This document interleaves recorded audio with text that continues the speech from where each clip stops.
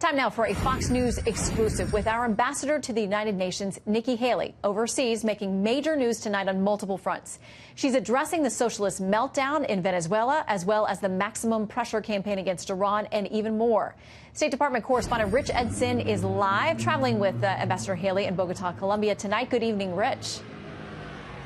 Hi, good evening, Shannon. And the UN ambassador is here in Bogota, leading the U.S. delegation for the inauguration of the new Colombian president, also touring counter-narcotic efforts out in the countryside and going to the border with Venezuela for that humanitarian crisis there. We were the only TV crew to accompany her throughout the day, spoke to her multiple times today about the issues that are facing Colombia, Venezuela, and U.S. foreign policy challenges thousands of miles away. United Nations Ambassador Nikki Haley stands a short walk from the Venezuelan border, declaring it's time for Venezuelan President Nicolas Maduro to go, while focusing on the humanitarian crisis in Venezuela, flooding into Colombia only a few feet away.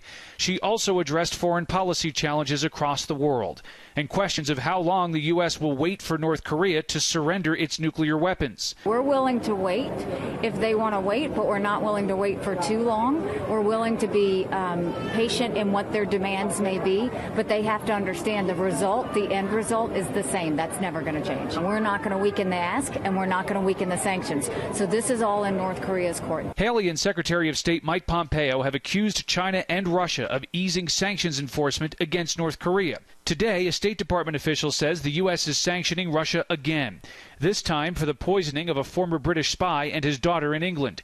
Haley warns of more potential penalties. There's lots of different options that we can do, but I think you saw there was another round of sanctions that just happened this past week, and so those things are going to continue to happen until we can clean up the behavior. And this week, the U.S. began restoring sanctions against Iran that it once lifted as part of the Iran nuclear deal. The European Union wants to hold the agreement together and is warning European firms to continue conducting business with Iran. They can play politics all they want. What we know is it was a bad deal. We wanted to get out of the deal, and we did that. The EU can do what they want, but you can't condone the practices that are coming out of Iran. And so the EU will have a decision to make.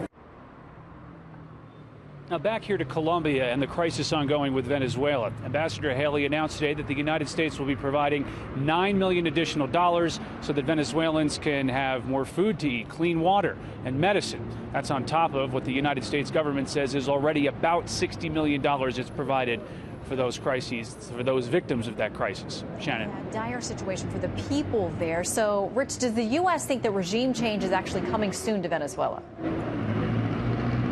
Well, the ambassador says that at this point, you look at what's happened over the past weekend. There was an attempt on Nicolas Maduro's life, and that eventually something has to happen to make him go. But the United Nations or the UN ambassador said that she didn't announce anything that the United States would be doing any type of intervention within that country. Right now, it's about continued sanctions. It's about getting other countries within this region to apply pressure to try to make him go. But the crisis continues. It persists.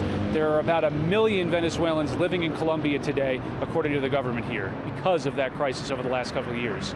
Shannon? Rich Edson, traveling with the ambassador in Bogota, Colombia. Thank you very much.